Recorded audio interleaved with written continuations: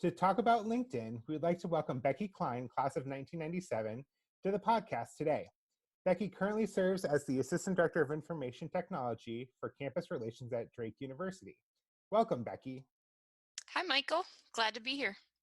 So, Becky, why don't you go ahead and tell us a little bit about yourself and your path after graduating from Valpo? Sure. Well, I bleed brown and gold. I've said that for many years.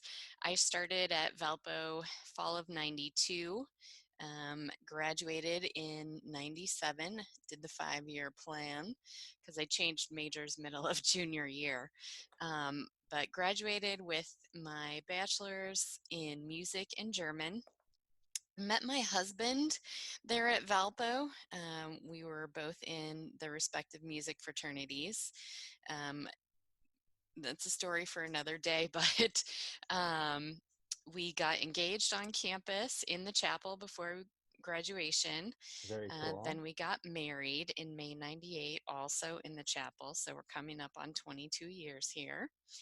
Congratulations. And thank you. We both spent or have spent more than 20 years working at Valpo, actually. He had a full-time job in IT by the time we graduated. I worked for a year and a half in the advancement office, actually starting January 98 until June 99. And then I moved over to IT and was there until I left this past September when I started at Drake. Awesome. Yeah. And like you said, at Drake, I'm the Assistant Director of Campus Relations for the ITS department.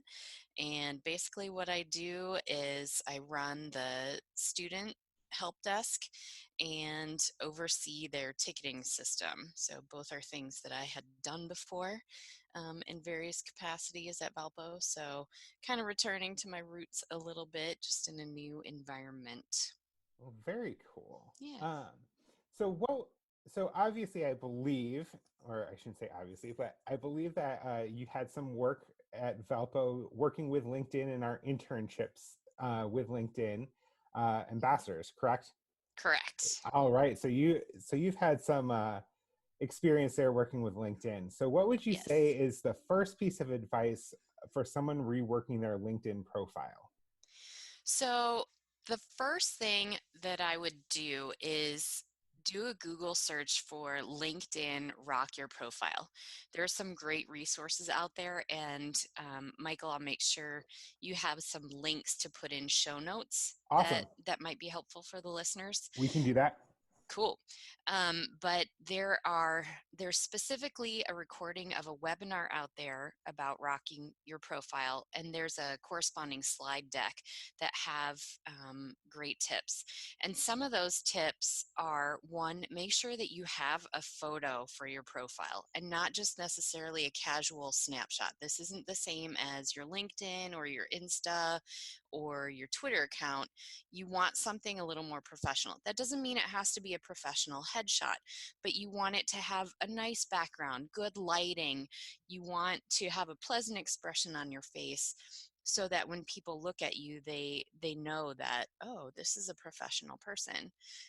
Additionally, you want to go to your profile page and update the cover photo on it. LinkedIn lets you put a cover photo similar to Facebook and Twitter, and you want to make sure that it's not just the default kind of blue pattern, geometric pattern background. Customize it to something. And you want that cover photo to say something about who you are as a professional. At one point, one of the LinkedIn student ambassadors on Valpo's campus had created some LinkedIn cover photos. I'll see if I can dig those up and if there's a way we can somehow share those with you, because Sure. those are all Valpo branded, which I think is a really cool way to show your passion for your alma mater on your LinkedIn page.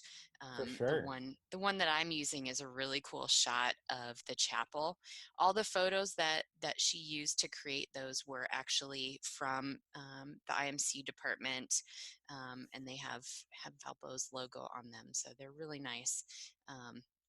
So I'll make sure that we can share those, but I think that shouldn't be a problem.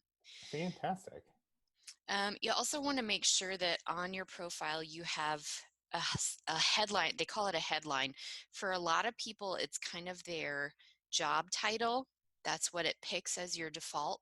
But you want to make sure that you customize that and sort of tell a mini story in a way. Mine says that I'm a passionate relationship builder, that I'm the queen of details, a dedicated advocate, a creative communicator, and an award-winning advisor.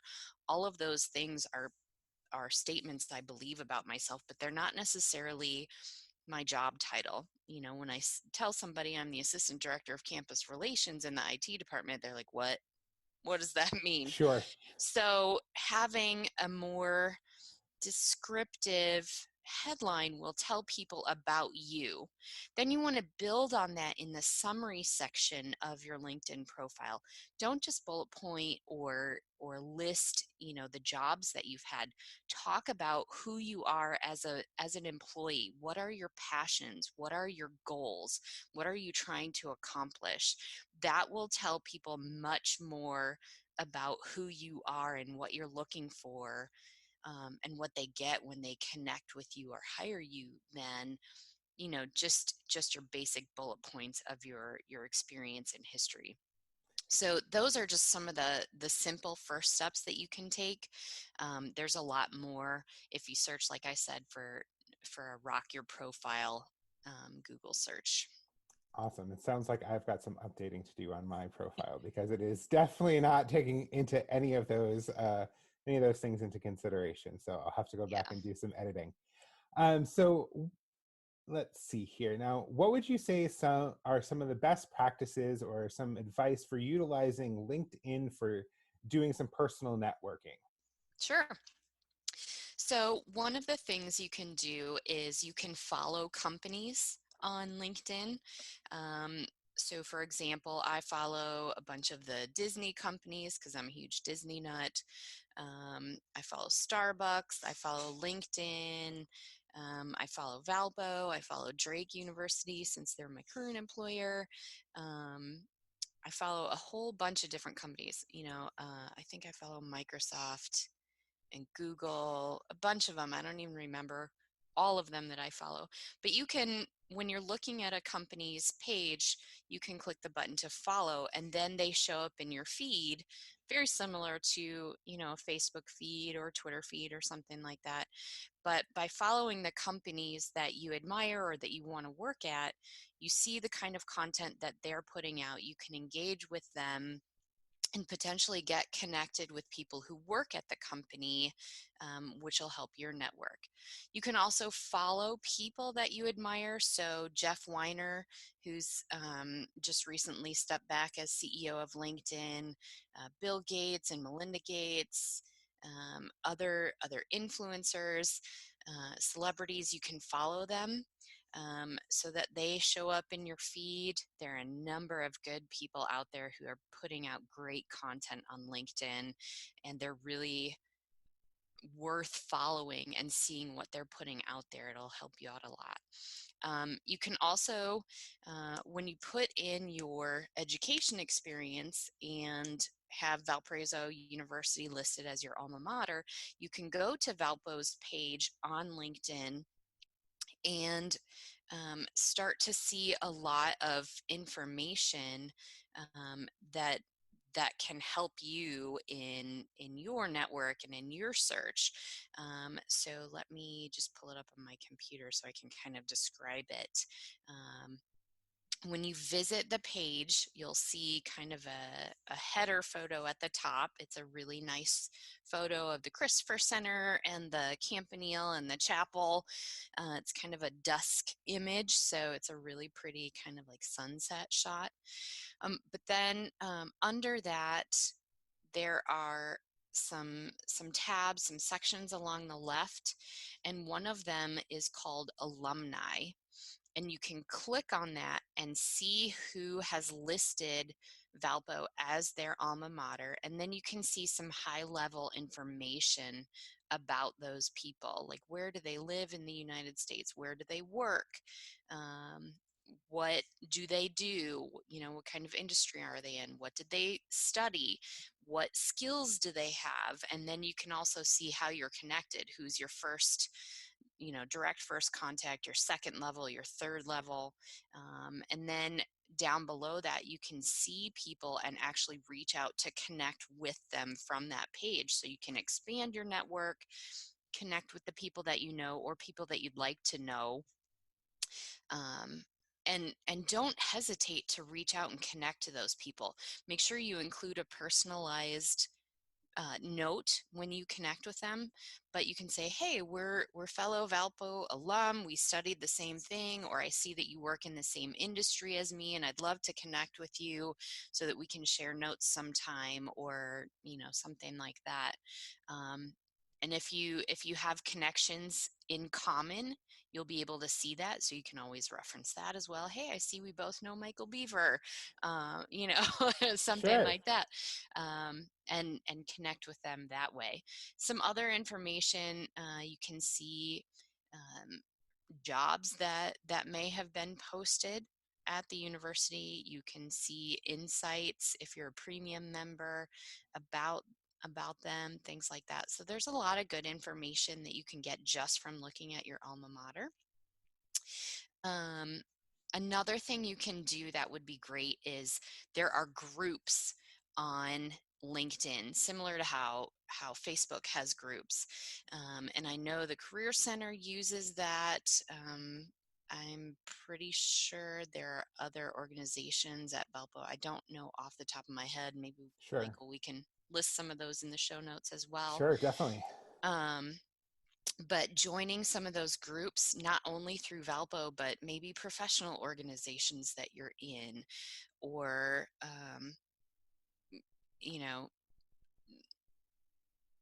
hashtags that you follow. You can follow hashtags, things like that. You can always do a search for anything. There's a big search bar at the top of LinkedIn, so anything you type in, you can follow, you can connect, get lots more information. Then as you're looking at your feed, and you want to make sure that you look every day or two, you want to put some effort into it. The more you put into LinkedIn, the more you will get out of it. So as you're checking your feed every day or two, like people's posts or comment on their posts, and they will reach out back to you and like your things and comment back to you. It's a very positive platform, and people love the engagement. So the more you reach out to others, the more you're going to get back, which is going to help you grow your network and expand and see more opportunities and things. The algorithms that they use on the platform really are programmed to look at your level of activity and show you even more the more you interact with it. Awesome. Yeah, I know positive is always great, especially in social media these days, For sure. for sure. All right.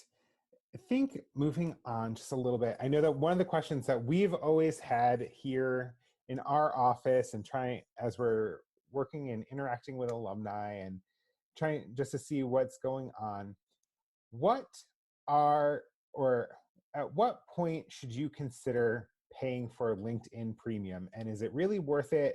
Maybe at what point after you've graduated is it maybe worth looking into paying for LinkedIn Premium? Mm-hmm. Sure. I'll be honest, I've never paid for premium myself.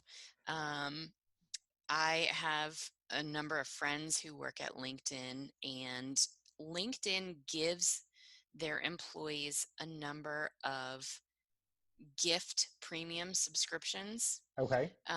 So you'll want to watch, let's see, what is that hashtag? I just saw it. I think it's, I'm not sure off the top of my head. I will have to look. Um, but there's a hashtag that you can follow, and it will show you the LinkedIn staff who have premium subscriptions to gift, and they will ask for people, hey, contact me and tell me your story and let me know why you think I should give you a premium subscription. And they'll all work together as well to kind of share, oh, I ran out of gift subscriptions, but this person has some, and let me connect you with them. Oh, very cool.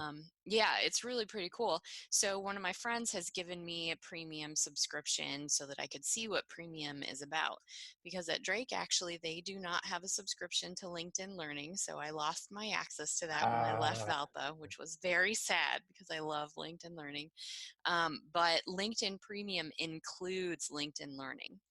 oh, okay. So yeah, that alone I think is worth the cost of premium. So I think maybe once my gift subscription runs out, I'm going to have to consider paying for it just so Yep. that I keep that LinkedIn Learning access. Um, but some of the benefits of using premium are, especially if you're job searching, you get more insights about who's looked at your profile. Um, how do you compare to other applicants for jobs? So like, for example, if you are looking at a particular job posting, it will say you have 6 out of the top 10 skills required for this position. And so you'll see how do you stack up Gotcha. against other people. So then you also know what skills you need to work on. And since you have access to that LinkedIn Learning content, you can actually gain those skills by taking advantage of that catalog and then put it on your profile. And then you'll increase your standing for those competitive postings. You can also see more kind of salary insight information. And they have a resume builder tool that's Hmm. available to people with premium access as well. So if you are a Valpo employee or student, you may not need the full premium access because you've got the LinkedIn Learning access. Sure. Um, and that is one of the biggest, I think, one of the biggest perks. But yeah, once you graduate, it might be worth doing that. A good friend of mine actually a couple years ago was searching for a new job, and he signed up for LinkedIn Premium, and in less than 2 months he had gotten a new job because he was able to utilize those tools to help himself um, better position himself as a candidate and better target positions matching his skills. So he found it to be Fantastic. worthwhile, and he didn't have to pay for it that long until he got a new job. Awesome. That is some great information there. I know I'm always a fan of the LinkedIn Learning, so Oh my gosh, that's. it's amazing. I know I'm actually. I was like, okay, what can I do to do some audio learn about podcasting, and of course, it's got stuff on there. So, Of course. right, because there's everything. I swear that's Yeah. on there. So, They've uh, actually made a lot of content free in the last couple weeks to help people adjust better to working remotely and how to completely adjust to this new reality. So very there are a cool. number of links that we can share in the show notes as well that would be helpful for folks. Awesome. Yeah, I just saw. I was noticing that the other day that they were releasing a lot of that content, so that was kind of exciting. So, what kind of information or posts, if any, should people be sharing on LinkedIn? Like Yeah, to go into that feed that you were talking about mhm, earlier. that is a great question. Um, Really, the sky's the limit. Don't feel like you have to only post about professional or work things. Um, One thing that I would encourage is to stay positive as much as possible.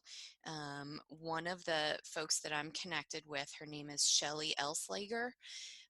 She works on a campus in Canada, and she has started a campaign, Decide to Be Kind, and she's got a hashtag, Decide to Be Kind, because she has experienced and witnessed bullying on LinkedIn. It happens there just like it happens Oh on any no. other social platform, right? It's, you know bullying is not cool, don't do it. Exactly. Right. But she has made it one of her missions to spread kindness and goodness and help people be kinder. So she posts regularly with the hashtag Decide to Be Kind. and she posts kind things that she witnesses other people doing, or paying it forward. That's not the only thing she posts about. She also, on her campus, she works in the career center and manages their LinkedIn learning access and helps people set up their LinkedIn profiles. So she loves to do what she calls LinkedIn lattes, and she'll meet up with people at a coffee shop or even virtually now, in this remote work environment, Sure. um, and just kind of talk through them about how can they better use LinkedIn, how can they improve their profile, and she uses the hashtag LinkedIn Latte. So you can post things that you're working on, projects you've worked on or are working on, accomplishments you've made. People love to celebrate other people's successes. You can find content that other people or companies have posted and share it with your own network. Everybody loves good news, and LinkedIn is a great place to share good news. You can share your expertise, your knowledge. If you are somebody who knows a lot about podcasting or video editing or whatever topic, write articles on it and share them out on your feed with your network. Share what you know to help other people get better at those things as well. Like I said earlier, kind of the more you give, the more you'll get back in return.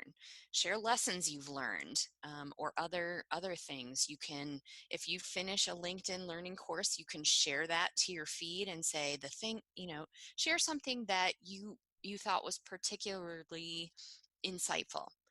I finished this course and here was my favorite point, or here's something I didn't know before, or this reinforces how I think because blah, blah, blah. Make it, put your own twist on it. You don't necessarily have to write a novel. Nobody's necessarily expecting a 500-word essay. But, even a couple sentences to personalize it will help it not come across as just kind of just another share. Um, Sure. and even don't even be afraid to share the negative things. Here are some lessons I learned the hard way. Avoid making the same mistake I did by doing it differently, or how would I approach it differently if I were to encounter this again. Things like that. Any kind of good information. Talk about your passions. Talk about nonprofit organizations that you work with. Talk about good things you're seeing in your community. One of my favorite pages that I follow um, is Kurt Gillen's. He's part of the Valpo Chamber of Commerce, and Hmm. they put together these monthly videos to highlight what the chamber is doing each month. They are some of the most Oh, nice. creative things I've ever seen. I love them and look forward to them every month. And I just love to share those out because they always put a smile on my face, and I feel like anybody else who is watching them will also smile. So there's so many different things that you can post on LinkedIn. Awesome. And then I guess finally, just should I know that we'll rewind here for a minute as I get my thoughts together. I know I always get a bunch of people that I don't necessarily know requesting to get connected with me. Hmm. So should people be accepting connections from just anyone, or what's a best practice in terms of accepting connections? Right. That one I think is a tricky question, and I don't know that I've settled on the exact perfect approach, at least for myself. Okay. Um, One of the things that you want to look at is did they include a personal note in their request, and what did it say? Okay. Or are they, just kind of trying to connect with anyone that they can find? I do get a little bit skeptical, but I've also seen a lot of people say, don't be afraid to accept those connections, because is it someone who you could help by connecting with them? Okay. Um, there should be a way too, when you get those connections, you can reply back to them. It's a Mm-hmm. message sent to you. And so you can reply back and say, hey, I saw, thanks for reaching out. How can I help you? What are you looking for?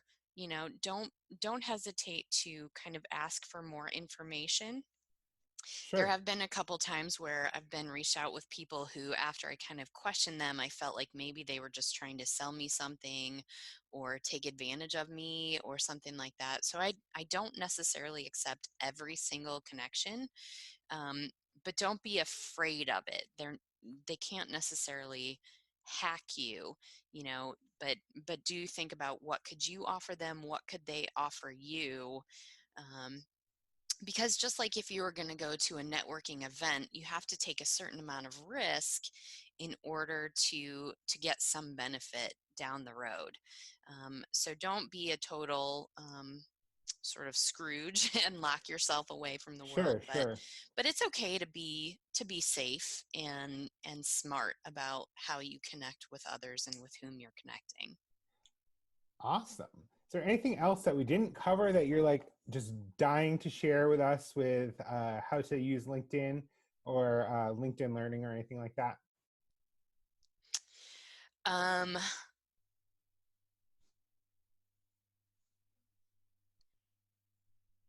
if you're a Valpo student or employee, get in there and use LinkedIn Learning.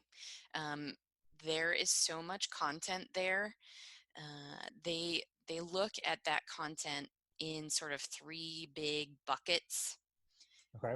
Um, Business skills, so professional skills, whether it's, becoming an Excel expert or career development advice, whatever. Creative skills, and technology skills. So it's not just how do I use Microsoft Office. There's so Sure. much more in there.